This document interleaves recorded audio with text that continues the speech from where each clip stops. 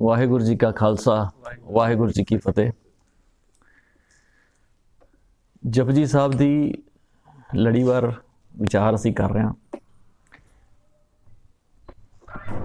विचार नहीं कर रहे, मैंने लगता कि कोशिश कर रहे हैं असी विचार करन दी,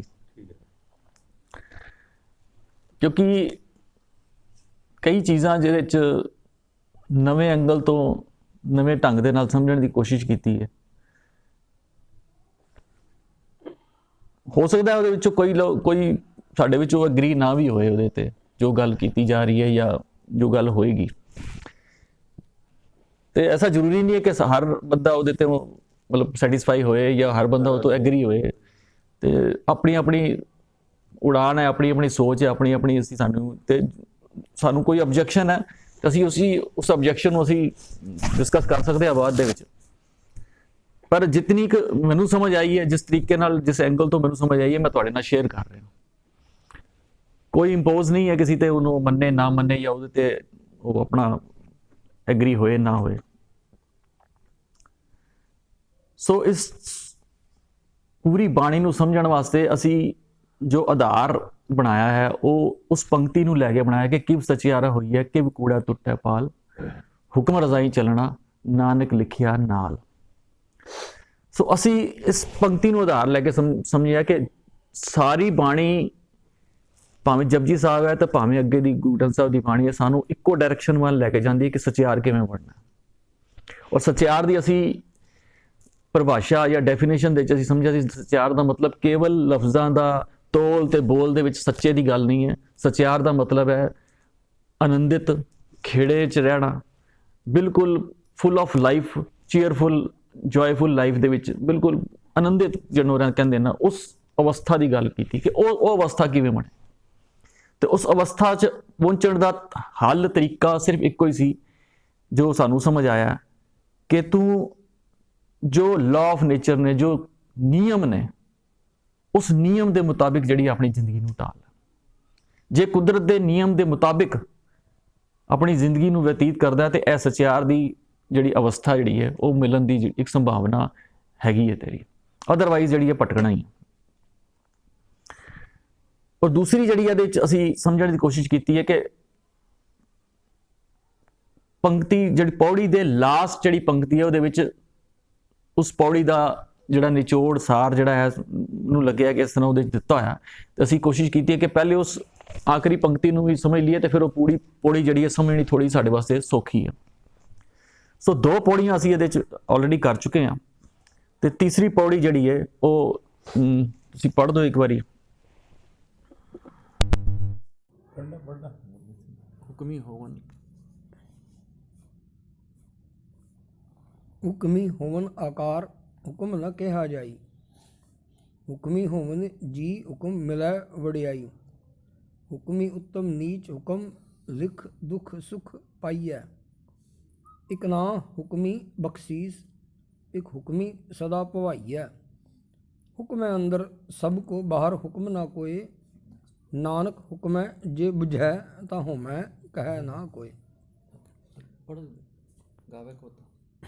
गावै को ताण होवै किसै ताण, गावै को दात जानै निशान, गावै को गुण वड़ियाइया चार, गावै को विद्या विखुम विचार, गावै को साज करे तन खे, गावै को जी लै फिर दे, गावै को जापै दिसै दूर, गावै को विखै हादरा हदूर, कथना कथी न आवै टोट, कथ कथ कथी कोटि कोट कोट, देदा दे लैदे थक पाहे, जुगा जुगंतर खाही खाहे, हुक्म हुक्म चलाए रहाओ, नानक विगसै वे परवाह। सो दो और तीन दूसरी और तीसरी पौड़ी की जी है अज असी विचार करांगे।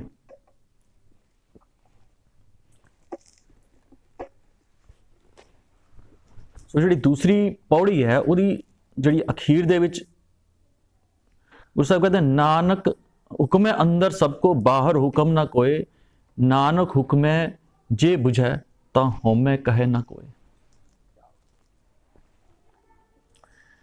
ਸੋ ਗੱਲ ਜਿਹੜੀ ਇੱਥੋਂ ਸ਼ੁਰੂਆਤ ਕੀਤੀ ਸੀ ਕਿ ਹੁਕਮ ਦੀ ਗੱਲ, ਉਹ ਨਿਯਮ ਦੀ ਗੱਲ ਜੋ ਸਾਡੇ ਚਾਰੋਂ ਤਰਫ ਜਿਹੜੇ ਸਾਨੂੰ ਨਜ਼ਰ ਆਉਂਦੇ ਨੇ, ਕੁਦਰਤ ਦੇ ਨਿਯਮ।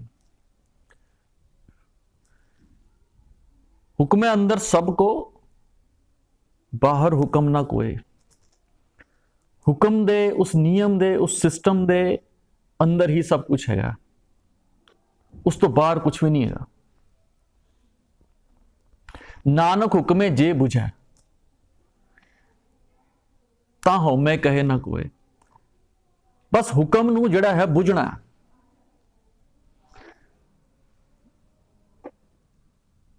ਹੁਣ ਬੁੱਝਣ ਦੀ ਜਿਹੜੀ ਜਿੱਥੇ ਤੱਕ ਗੱਲ ਹੈ ਨਾ, ਸਾਨੂੰ ਗੁਰਬਾਣੀ ਦੇ ਵਿੱਚ ਅਸੀਂ ਕਈ ਵਾਰੀ ਗੱਲ ਕਰ ਚੁੱਕੇ ਹਾਂ ਕਿ ਜਿੱਥੇ ਜਿੱਥੇ ਹੁਕਮ ਦੀ ਗੱਲ ਕਹੀ ਹੋਈ ਨਾ, ਉੱਥੇ ਨਾਲ ਦੇ ਨਾਲ ਨਾ ਹੁਕਮ ਨੂੰ ਬੁੱਝਣ ਦੀ ਗੱਲ ਕੀਤੀ ਹੋਈ ਹੈ।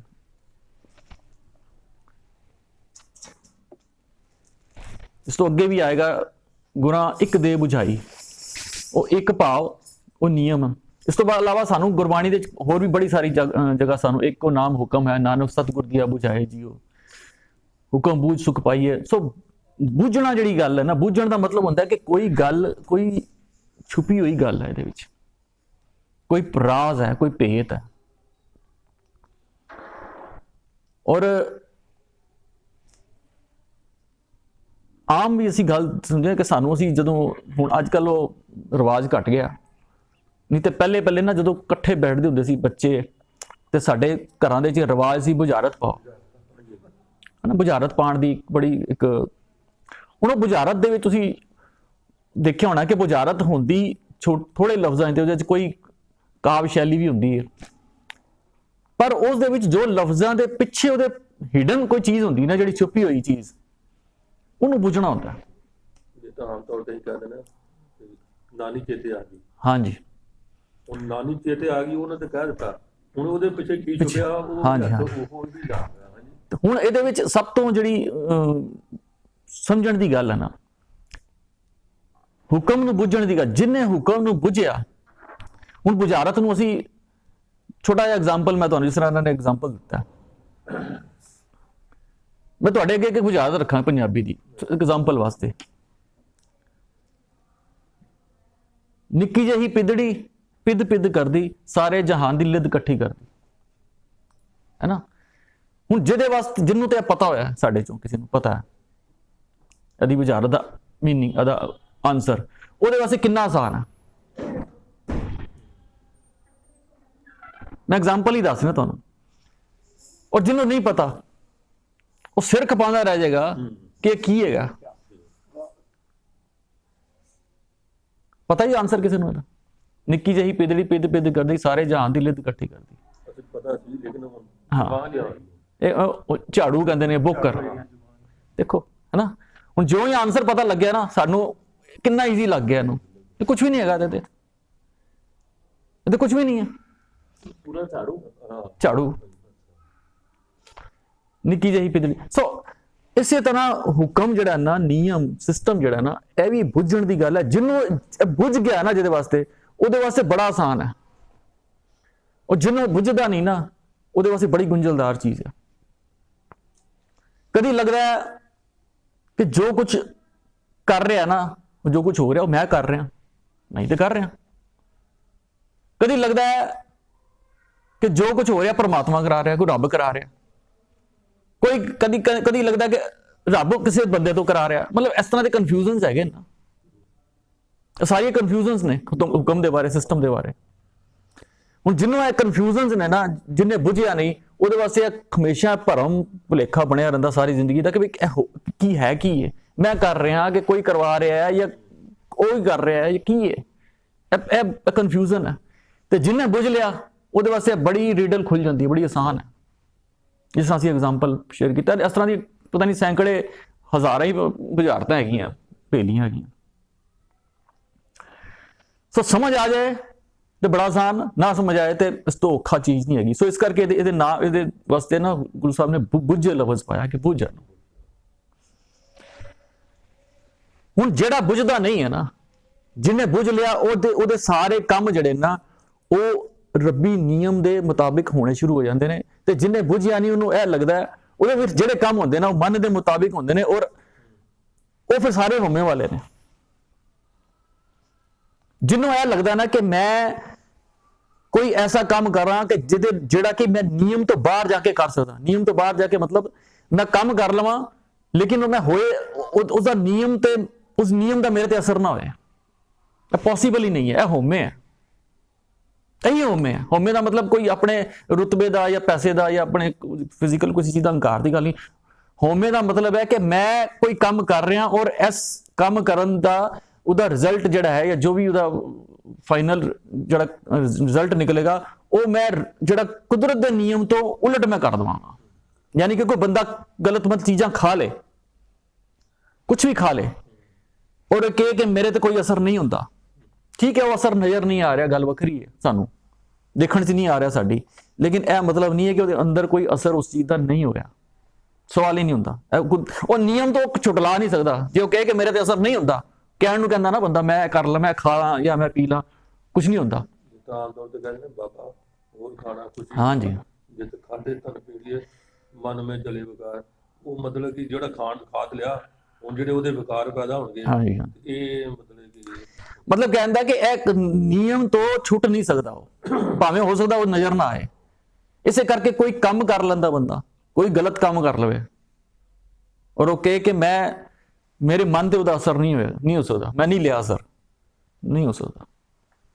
ਕੁਦਰਤ ਦੇ ਨਿਯਮ ਦੇ ਵਿੱਚ ਉਹਦੇ ਮਨ ਤੇ ਉਹਦਾ ਅਸਰ ਜ਼ਰੂਰ ਹੋਏਗਾ, ਉਸ ਤੋਂ ਛੁੱਟ ਨਹੀਂ ਸਕਦਾ। ਜੇ ਉਹ ਕਹਿੰਦਾ ਨਾ ਕਿ ਮੈਂ ਨਹੀਂ, ਮੇਰੇ ਤੇ ਕੁਛ ਅਸਰ ਨਹੀਂ ਹੈ ਸਰੀਰ ਤੇ ਜਾਂ ਮੇਰੇ ਮਨ ਤੇ, ਇਹ ਹਉਮੈ। ਸੋ ਉਹਨੂੰ ਇਹ ਪੁੱਛਣਾ ਕਿ ਇਹ ਮੈਂ ਜਿਹੜਾ ਕੰਮ ਕਰ ਰਿਹਾ ਨਾ ਉਹ ਕਿੱਥੇ ਮੇਰੇ ਕਿਸ ਡਾਇਰੈਕਸ਼ਨ ਵੱਲ ਲੈ ਜਾ ਰਹੇ ਨੇ। ਸੋ ਜਿਤਨਾ ਵੀ ਹੈ ਸਾਨੂੰ ਹੁਕਮੀ ਹੋਵਨ ਆਕਾਰ, ਜਿਤਨਾ ਵੀ ਆਕਾਰ ਨਜ਼ਰ ਆ ਰਿਹਾ, ਜਿਤਨਾ ਵੀ ਸਾਡੇ ਸਾਹਮਣੇ ਚੰਨ ਸੂਰਜ ਤਾਰੇ ਵੱਡੇ ਵੱਡੇ ਉਹ ਚੀਜ਼ਾਂ ਤੇ ਹੈ ਹੀ ਨਹੀਂ, ਸਭ ਸਿਸਟਮ ਦੇ ਵਿੱਚ ਬਣੀਆਂ, ਸਿਸਟਮ ਦੇ ਵਿੱਚ ਹੀ ਚੱਲ ਰਹੀਆਂ। ਸਿਰਫ ਉਹ ਨਹੀਂ, ਕੋਈ ਵੀ ਛੋਟੀ ਤੋਂ ਛੋਟੀ ਚੀਜ਼, ਇਹ ਮਾਈਕ ਲੈ ਲਓ, ਕੋਈ ਕਹੇ ਮੈਂ ਸਿਸਟਮ ਤੋਂ ਬਗੈਰ ਮਾਈਕ ਬਣਾ ਕੇ ਦਿਖਾ ਦਿਆਂ, ਪੂਰਾ ਉਹਨੂੰ ਸਿਸਟਮ ਫੋਲੋ ਕਰਨਾ ਪਏਗਾ। ਇਹਦੀ ਕੀ ਸਾਈਜ਼ ਹੈ, ਇਹਦੇ ਅੰਦਰ ਕੀ ਫ੍ਰੀਕੁਐਂਸੀ ਹੈ, ਇਹਦੇ ਅੰਦਰ ਕਿੰਨੇ ਵੋਲਟ ਦਾ ਕਰੰਟ ਪਾਸ ਕਰਨਾ ਹੈ, ਕਿਸ ਤਰ੍ਹਾਂ ਦੀ ਤਾਰ, ਮਤਲਬ ਹਰ ਇੱਕ ਚੀਜ਼ ਇਹਨੂੰ ਉਹ ਸਿਸਟਮ ਦੇ ਨਾਲ ਚੱਲਣਾ ਪਏਗਾ। ਜਾ ਹੀ ਨਹੀਂ ਸਕਦਾ, ਇਹਨੂੰ ਕਿਹਾ ਸਿਸਟਮ ਤੋਂ ਬਾਹਰ ਜਾ ਕੇ ਬਣਾ ਹੀ ਨਹੀਂ ਸਕਦਾ, ਪੋਸੀਬਲ ਹੀ ਨਹੀਂ ਹੈ। ਜਿਤਨੀ ਵੀ ਇਨਵੈਂਸ਼ਨਸ ਹੁੰਦੀਆਂ, ਕੋਈ ਵੀ ਚੀਜ਼ ਆਸੇ ਪਾਸੇ, ਮੋਬਾਈਲ ਲੈ ਲਈ, ਕੋਈ ਸਿਸਟਮ ਦੇ ਵਿੱਚ, ਸਿਸਟਮ ਨੂੰ ਜਾਣਦਾ ਸੀ ਕੋਈ, ਅੱਜ ਕਿੱਥੋਂ ਕਿਸ ਤਰ੍ਹਾਂ ਵੀਡੀਓਜ਼ ਆ ਰਹੀਆਂ ਇਹਦੇ ਵਿੱਚ, ਹੈ ਨਾ, ਆਵਾਜ਼ ਆ ਰਹੀ ਹੈ, ਵੀਡੀਓ ਆ ਰਹੀ ਹੈ, ਸਿਰਫ ਟੈਕਸਟ ਨਹੀਂ, ਕਿਸ ਤਰ੍ਹਾਂ ਬਿਨਾਂ ਤਾਰ ਦੇ ਪੂਰੀ ਵੀਡੀਓ ਚੱਲ ਜਾਂਦੀ। ਮਤਲਬ ਸਿਸਟਮ ਨੂੰ ਫੋਲੋ ਕੀਤਾ ਕਿਸੇ ਨੇ। ਸਿਰਫ ਇਹ ਮੋਬਾਈਲ ਆਸੇ ਪਾਸੇ ਦਿਖਦੀ ਕੋਈ ਵੀ ਆਕਾਰ, ਕੋਈ ਵੀ ਦਿਸਣ ਵਾਲੀ ਚੀਜ਼ ਸਾਨੂੰ ਦੇਖ ਲਓ ਤੇ ਸਾਨੂੰ ਉਹ ਬਗੈਰ ਸਿਸਟਮ ਦੇ ਬਣੀ ਹੋ ਹੀ ਨਹੀਂ ਸਕਦੀ ਕਿ ਉਹਦੇ ਸਿਸਟਮ ਫੋਲੋ ਨਾ ਕੀਤਾ ਗਿਆ ਹੋਵੇ। ਹੁਕਮ ਨਾ ਕਹਿਆ ਜਾਈ, ਪਰ ਇਹਨੂੰ ਬਿਆਨ ਨਹੀਂ ਕੀਤਾ ਜਾ ਸਕਦਾ ਪੂਰੀ ਤਰ੍ਹਾਂ। ਹੁਕਮੀ ਹੋਵਨ ਜੀ, ਜਿਤਨੇ ਵੀ ਜੀ ਲਿਵਿੰਗ ਸਾਨੂੰ ਨਜ਼ਰ ਆ ਰਹੇ ਨੇ, ਕੁਛ ਵੀ ਇਹ ਵੀ ਸਿਸਟਮ ਦੇ ਵਿੱਚ ਨੇ। ਕਿਸ ਜੀ ਦੇ ਵਿੱਚ ਉਹਨੂੰ ਕਿੰਨੀਆਂ ਹੱਡੀਆਂ, ਔਰ ਹਰ ਇੱਕ ਦੇਖੋ ਪਤਾ ਨਹੀਂ ਕਿਤਨੇ ਅਰਬਾਂ ਦੀ ਗਿਣਤੀ ਹੈ ਇਸ ਟਾਈਮ ਮਨੁੱਖਾਂ ਦੀ, ਕਿਸੇ ਦੀ ਸ਼ਕਲ ਨਹੀਂ ਮਿਲਦੀ ਇੱਕ ਦੂਜੇ ਨੂੰ, ਪਤਾ ਨਹੀਂ ਕਿੰਨੇ ਅਰਬਾਂ ਜਾ ਚੁੱਕੇ ਨੇ। ਪਤਾ ਨਹੀਂ ਕਿਹੜਾ ਸਿਸਟਮ ਹੈ, ਉਹ ਸਿਸਟਮ ਦੇ ਵਿੱਚ ਕੋਈ ਉਹਨੂੰ ਬਿਆਨ ਨਹੀਂ ਕਰ ਸਕਦਾ। ਕੋਈ ਉਹਨੂੰ ਕੋਈ ਕਹੇ ਨਾ ਮੈਂ ਉਹਨੂੰ ਐਕਸਪਲੇਨ ਕਰ ਦਿਆਂ। ਮੈਂ ਉਸ ਦਿਨ ਦੇਖ ਰਿਹਾ ਜ਼ੈਬਰੇ, ਅਗਰ 1 ਲੱਖ ਜ਼ੈਬਰਾ ਖੜਾ ਰਿਹਾ, ਹਰ ਇੱਕ ਜ਼ੈਬਰੇ ਦੀ ਧਾਰੀ ਇੱਕ ਦੂਜੇ ਨਾਲ ਨਹੀਂ ਮਿਲਦੀ। ਲੱਖਾਂ ਕਰੋੜਾਂ ਅਰਬਾਂ ਬੰਦਿਆਂ ਦੀ ਆਵਾਜ਼ ਇੱਕ ਦੂਜੇ ਨਾਲ ਨਹੀਂ ਮਿਲਦੀ, ਪਤਾ ਨਹੀਂ ਕਿੰਨੇ ਚਲੇ ਗਏ। ਮਤਲਬ ਇਹਨੂੰ ਐਕਸਪਲੇਨ ਕਰਨਾ ਚਾਹੇ ਕੋਈ ਕਹੇ ਮੈਂ ਐਕਸਪਲੇਨ ਕਰ ਦਿਆਂ, ਪੋਸੀਬਲ ਹੀ ਨਹੀਂ ਹੈ। ਹੁਕਮ ਨਾ ਕਹਿਆ ਜਾਏ, ਹੁਕਮੀ ਹੋਵਨ ਜੀ, ਹੁਕਮ ਮਿਲੇ ਵਡਿਆਈ। ਜਿਤਨੇ ਵੀ ਗੁਣ, ਵਡਿਆਈਆਂ, ਚੰਗਿਆਈਆਂ, ਸਭ ਨਿਯਮ ਸਿਸਟਮ ਦੇ ਵਿੱਚ ਨੇ। ਹੁਕਮੀ ਉੱਤਮ ਨੀਚ। ਹੁਣ ਜਿਹੜੀ ਗੱਲ ਅਸੀਂ ਪਹਿਲੇ ਕਰਕੇ ਆਏ ਆ ਕਿ ਹੁਕਮੀ ਉੱਤਮ ਨੀਚ, ਇੱਕ ਹੁਕਮੀ ਜਿਹੜਾ ਹਉਮੈ ਦੀ ਗੱਲ ਕੀਤੀ ਸੀ, ਇੱਕ ਹੁਕਮੀ ਉਹ ਹੈ ਜਿਹੜਾ ਇਹ ਨਿਯਮ ਹੈ ਕੁਦਰਤ ਦਾ, ਉੱਤਮ। ਔਰ ਇੱਕ ਮੇਰਾ ਮਨ, ਜਿਹੜਾ ਮਨ ਵੀ ਮੈਨੂੰ ਕਹਿੰਦਾ ਕਿ ਮੈਂ ਉਸ ਤੋਂ ਉਲਟ ਜਾ ਸਕਦਾ, ਕਰਦਾ, ਮੈਂ ਕਰ ਸਕਦਾ, ਉਹ ਵੀ ਆਰਡਰ ਕਰਦਾ ਉਹ ਵੀ ਸਾਨੂੰ ਕੁਝ ਉਸ ਕਿਸੇ ਪਾਸੇ ਚਲਾਉਂਦਾ।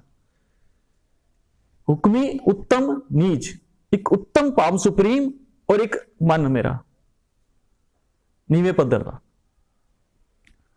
ਹੁਕਮ ਲਿਖ, ਉਹਨੇ ਹੁਕਮ ਬਣਾਇਆ, ਕੋਈ ਸਿਸਟਮ ਬਣਾਇਆ, ਦੁੱਖ ਸੁੱਖ ਪਾਈਆ, ਸਾਰਾ ਦੁੱਖ ਸੁੱਖ ਉसी ਉਹਦੇ ਕਿਸੇ ਇੱਕ ਸਾਰਾ ਉਹਦੇ ਮੁਤਾਬਿਕ ਚੱਲਦਾ ਹੈ। ਜੇ ਦੁੱਖ ਦੇ ਵਿੱਚ ਹੈ, ਅਸੀਂ ਆਪਣੀ ਜ਼ਿੰਦਗੀ ਨੂੰ ਦੇਖ ਲਈਏ, ਸਾਡੀ ਜ਼ਿੰਦਗੀ ਵਿੱਚ ਅਸੀਂ ਕਿੰਨੇ ਸੁੱਖ ਨੇ ਤੇ ਕਿੰਨੇ ਦੁੱਖ ਨੇ। ਜਿਤਨੇ ਦੁੱਖ ਜ਼ਿਆਦਾ ਨੇ ਨਾ, ਉਹਦਾ ਮਤਲਬ ਹੈ ਮਨ ਹੁਕਮੀ ਦੇ ਕਾਖੇ ਚੱਲਦਾ ਪਿਆ। ਸਾਰੇ ਸੁੱਖ ਜਿਹੜੇ ਨੇ ਉਹ ਰੱਬੀ ਨਿਯਮ ਦੇ ਵਿੱਚ ਨੇ। ਹੁਕਮ ਲਿਖ ਦੁੱਖ ਸੁੱਖ ਪਾਈਏ, ਇੱਕ ਨਾ ਹੁਕਮੀ ਬਖਸ਼ੀਸ਼, ਇੱਕ ਜਿਹੜਾ ਹੁਕਮੀ ਹੈ ਉਹ ਜਿਹੜਾ ਰੱਬੀ ਨਿਯਮ ਦਾ ਲਾਅ ਆਫ ਨੇਚਰ ਜਿਹੜਾ ਹੈ, ਉਸ ਇੱਕ ਨਾ ਹੁਕਮੀ ਬਖਸ਼ੀਸ਼, ਸਾਰੀਆਂ ਬਖਸ਼ੀਸ਼ਾਂ, ਸਾਰੇ ਗੁਣ, ਸਾਰੀ ਖੁਸ਼ੀਆਂ, ਸਾਰੇ ਖੇੜੇ ਉਹਦੇ ਵਿੱਚ ਨੇ। ਇੱਕ ਨਾ ਹੁਕਮੀ ਬਖਸ਼ੀਸ਼, ਇੱਕ ਹੁਕਮੀ ਸਦਾ ਭੁਆਈ ਹੈ। ਉਹ ਹੁਕਮੀ ਜਿਹੜਾ ਹੈ ਉਹ ਭੁਆਉਂਦਾ ਹੈ, ਹਮੇਸ਼ਾ ਭਰਮ ਦੇ ਵਿੱਚ ਰੱਖਦਾ ਹੈ, ਭੁਲੇਖੇ ਦੇ ਵਿੱਚ। ਇੱਕ ਹੁਕਮੀ ਸਦਾ ਭੁਆਈ ਹੈ। ਹੁਕਮੇ ਅੰਦਰ ਸਭ ਕੋ, ਇਹ ਦੋ ਹੁਕਮਾਂ ਤੋਂ ਇਲਾਵਾ ਕੋਈ ਤੀਜਾ ਹੁਕਮ ਨਹੀਂ ਹੈ। ਜਾਂ ਇਨਸਾਨ ਰੱਬੀ ਨਿਯਮ ਸਿਸਟਮ ਦੇ ਮੁਤਾਬਿਕ ਕਰ ਰਿਹਾ ਹੋਏਗਾ ਕੰਮ, ਤੇ ਜਾਂ ਮਨ ਦੇ ਪਿੱਛੇ ਲੱਗ ਕੇ ਕਰ ਰਿਹਾ ਹੋਏਗਾ। ਤੀਜੀ ਕੋਈ ਰਸਤਾ ਨਹੀਂ ਹੈਗਾ, ਕੋਈ ਵੀ ਕੰਮ ਹੈ। ਹੁਕਮੇ ਅੰਦਰ ਸਭ ਕੋ, ਬਾਹਰ ਹੁਕਮ ਨਾ ਕੋ, ਨਾਨਕ ਹੁਕਮੇ ਜੇ ਬੁਝੈ ਤਾਂ ਹੋਵੇਂ। ਹੁਣ ਤੂੰ ਇਹ ਆਪਣੀ ਆਪ ਦੀ ਸਹਿ ਪੜਚੋਲ ਕਰਨੀ ਹੈ ਕਿ ਮੈਂ ਜੋ ਕਰ ਰਿਹਾ, ਮੇਰਾ ਜੋ ਐਕਟ ਹੈ, ਕਿਸ ਹੁਕਮ ਦੇ ਮੁਤਾਬਿਕ ਹੈ, ਇਹ ਹੁਣ ਤੂੰ ਬੁਝਣਾ। ਨਾਨਕ ਹੁਕਮੇ ਜੇ ਬੁਝੈ ਤਾਂ ਹੋਵੇਂ ਕਹੇ ਨਾ ਕੋਈ। ਇਹ ਹੁਣ ਬੁਝਣਾ, ਤੇਰੀ ਸਮਝ, ਤੇਰੀ ਅਕਲ, ਤੇਰਾ ਜੋ ਤੈਨੂੰ, ਇਹ ਹੁਣ ਤੂੰ ਸੋਚਣਾ। ਇਹ ਬੁਝਾਰਤ ਹੈ।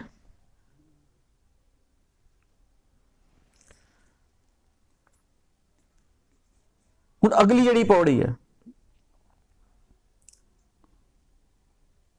ਉਹਦੀ ਅਖੀਰਲੀ ਪੰਕਤੀ ਜਿਹੜੀ, ਹੁਕਮੀ ਹੁਕਮ ਚਲਾਏ ਰਾਹ, ਨਾਨਕ ਵਿਕਸੈ ਵੇ ਪਰਵਾਹ। ਹੁਕਮੀ ਨੇ, ਹੁਣ ਦੋ ਹੁਕਮੀ ਸਾਡੇ ਕੋਲ ਸਾਹਮਣੇ ਨੇ। ਹੁਕਮ ਚਲਾਏ ਰਾਹ, ਉਹਨਾਂ ਨੇ ਆਪਣੀ ਆਪਣੀ ਰਾਹ ਤੇ ਤੋਰਿਆ। ਨਾਨਕ ਵਿਕਸੈ ਵੇ ਪਰਵਾਹ, ਨਾਨਕ ਜਿਹੜਾ ਵਿਕਸਦਾ ਨਾ, ਜਿਹੜਾ ਉਹ ਉਸ ਬੇਪਰਵਾਹੀ ਤੋਂ ਹੈ। ਬੇਪਰਵਾਹੀ ਭਾਵ ਮਨ ਦੀ ਜਿਹੜੀ ਹੁਕਮ ਹੈ ਨਾ, ਉਸ ਤੋਂ ਬੇਪਰਵਾਹੀ, ਉਹਦੇ ਨਾਲ ਵਿਕਾਸ ਹੈ, ਉਹਦੇ ਨਾਲ ਖੇੜਾ ਹੈ। ਹੁਣ ਉਹ ਮਨ ਔਰ ਉਸ ਕੁਦਰਤ ਦੇ ਨਿਯਮ ਦਾ ਜਿਹੜਾ ਦੋਨਾਂ ਦੇ ਜਿਹੜਾ ਡਿਫਰੈਂਸ਼ੀਏਟ ਹੈ ਨਾ, ਉਹ ਪੂਰੀ ਪੌੜੀ ਦੇ ਸਾਨੂੰ ਮਿਲਦਾ ਹੈ। ਪਹਿਲੀ ਦੋ ਪੰਕਤੀਆਂ ਦਾ ਸੈੱਟ ਹੈ ਇਸ ਪੌੜੀ ਦੇ ਵਿੱਚ। ਗਾਵੇ ਕੋ ਤਾਣ ਹੋਵੇ ਕਿਸੇ ਤਾਣ। ਗਾਵੇ ਦਾ ਮਤਲਬ ਹੁੰਦਾ ਹੈ ਕਿਸੇ ਦੇ ਅਧੀਨ ਹੋਣਾ। ਉਹਨੂੰ ਗਾਉਂਦਾ ਹੈ, ਉਹਨੂੰ ਫੋਲੋ ਕਰਦਾ, ਮਤਲਬ ਕਿਹਨੂੰ ਫੋਲੋ ਕਰ ਰਿਹਾ ਤੂੰ।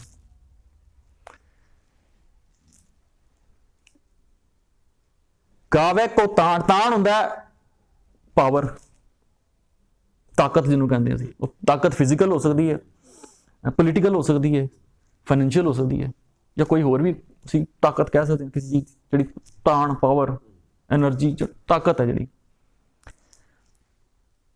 ਮਨ ਦੇ ਪਿੱਛੇ ਜਿਹੜਾ ਚੱਲਦਾ, ਗਾਵੇ ਕੋ ਤਾਣ, ਜਿਹੜਾ ਉਸ ਦੇ ਪਿੱਛੇ ਗਾਵੇ ਕੋ ਤਾਣ ਹੋਵੇ ਕਿਸੇ ਤਾਣ।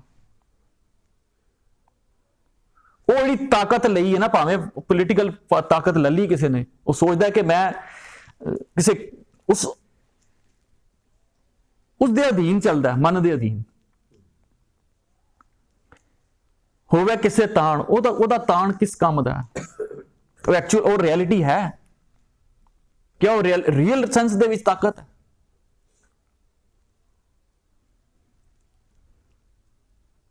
ਗਾਵੇ ਕੋ, ਹੁਣ ਗਾਵੇ ਕੋ ਮਤਲਬ ਭਾਵ ਜਿਹੜਾ ਉਸ ਲਾਅ ਆਫ ਨੇਚਰ ਦੇ ਚੱਲ ਰਿਹਾ।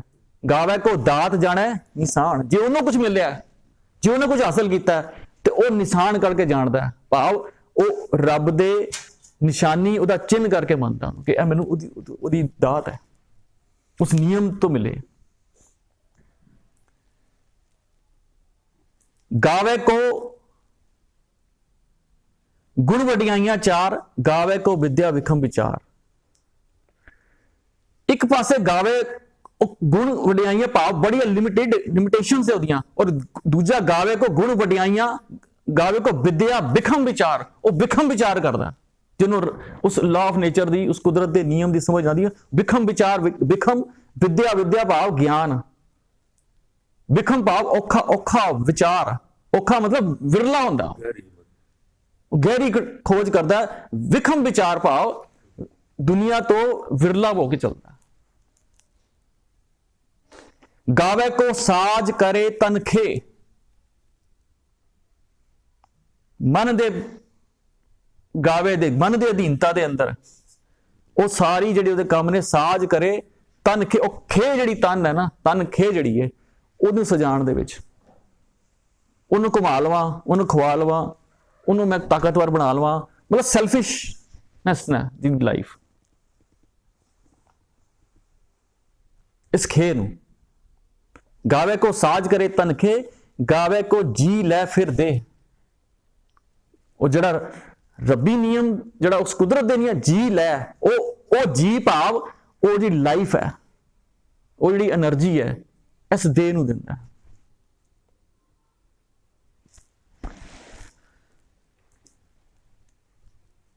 ਗਾਵੇ ਕੋ ਜਾਪੈ ਦਿਸੈ ਦੂਰ, ਜਿਹੜੇ ਮਨ ਦੇ ਅਧੀਨ ਹੈ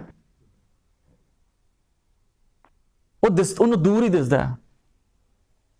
ਮੰਦਰ ਦੇ ਵਿੱਚ ਬੈਠਾ 4 ਦਿਨ 5 ਦਿਨ ਕੁੜੀ ਦਾ ਰੇਪ ਹੁੰਦਾ ਰਿਹਾ ਸਿਰਫ ਇਸ ਕਰਕੇ ਕਿ ਉਹ ਰੱਬ ਤੇ ਦੂਜੇ ਕਮਰੇ 'ਚ ਹੈ ਨਾ, ਇੱਥੇ ਥੋੜਾ ਬੈਠਾ ਮੇਰੇ ਕੋਲ, ਮੈਂ ਜੋ ਕਰ ਰਿਹਾ ਉਹ ਤੇ ਦੂਰ ਹੈ ਨਾ, ਉਸ ਪਰ ਮੈਂ ਇੱਥੇ ਥੋੜਾ ਹੈਗਾ, ਉਹਨੂੰ ਕੋਈ ਐਗਜ਼ਿਸਟੈਂਸ ਦੀ ਉਹਦੀ ਸਮਝ ਨਹੀਂ। ਜਾਪੈ ਦਿਸੈ ਦੂਰ। ਔਰ ਦੂਸਰਾ ਗਾਵੇ ਕੋ ਵੇਖੇ ਹਾਦਰਾ ਹਦੂਰ, ਜਿਹਨੂੰ ਨਿਯਮ ਸਮਝ ਆ ਗਿਆ ਉਹਨੂੰ ਹਾਦਰਾ ਹਦੂਰ, ਐਮਨੀ ਪ੍ਰੈਜ਼ੈਂਸ ਨੂੰ ਹਰ ਪਾਸੇ ਉਹਨੂੰ ਤਾਂ ਲੱਗਦਾ ਕਿ ਮੇਰੇ ਚਾਰੋਂ ਪਾਸੇ ਹੀ ਨਿਯਮ ਵਰਤ ਰਿਹਾ, ਉਹਦੀ ਪ੍ਰੈਜ਼ੈਂਸ ਹੈ। ਕਥਨਾ ਕਥੀ ਨਾ ਆਵੇ ਟੋਟ,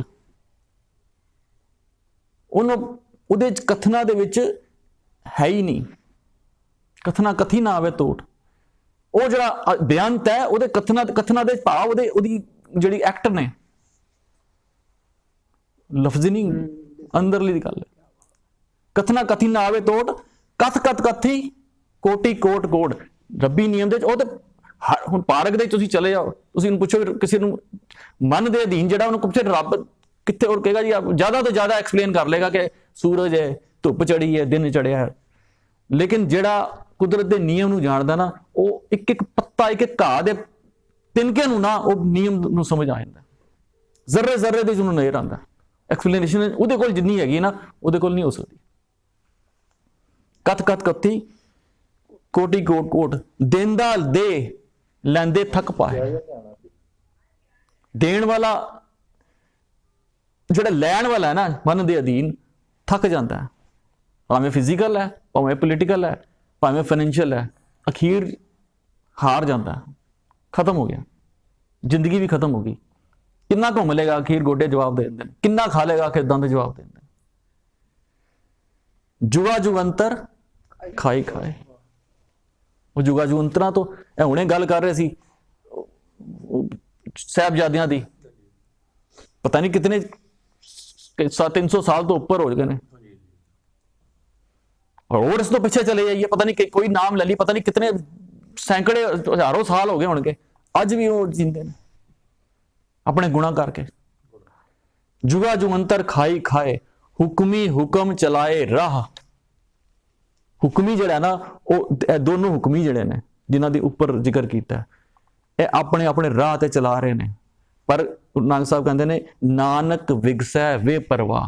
वे परवाह भाव उस मन दे जिहड़ा हुक्मी तो वे परवाह होके जिहड़ा ना विकस रहा, यह विकसदा खेड़े दे विच तां है कि भाव उस मन दे अधीनता तो, उस मन दे गावे तो, उस मन दी अधीनता तो छुट के उस तो बेपरवाह होके विकसना, भावें खेड़े भावें उस तो जिहड़ा जितना भी आनंद है ना, उस तो बेपरवाह होना।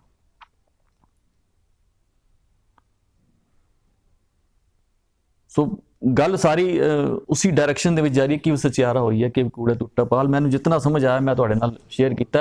मैनूं नहीं लगदा कि इहदे चों किन्नी तुहानूं गल ठीक लगी है या नहीं लगी, या सैटिस्फैक्शन हुई है नहीं हुई, लेकिन मैनूं जो इहदे चों ਸਮਝ ਆਇਆ, ਮੈਂ ਤੁਹਾਡੇ ਨਾਲ ਜਿਹੜੀ ਹੈ ਸਾਂਝ ਕਰਨ ਦੀ ਕੋਸ਼ਿਸ਼ ਕੀਤੀ ਹੈ। ਪੌੜੀ ਦੂਸਰੀ ਔਰ ਤੀਸਰੀ, ਇਸ ਤੋਂ ਅੱਗੇ ਪੌੜੀ ਦਾ ਫਿਰ ਅਸੀਂ ਨੈਕਸਟ ਟਾਈਮ ਜਿਹੜਾ ਹੈ ਉਹ ਕੋਸ਼ਿਸ਼ ਕਰਾਂਗੇ ਕਰਨ ਦੀ। ਭੁੱਲਾਂ ਚੁੱਕਾ ਦੀ ਖਿਮਾ। ਵਾਹਿਗੁਰੂ ਜੀ ਕਾ ਖਾਲਸਾ, ਵਾਹਿਗੁਰੂ ਜੀ ਕੀ ਫਤਿਹ।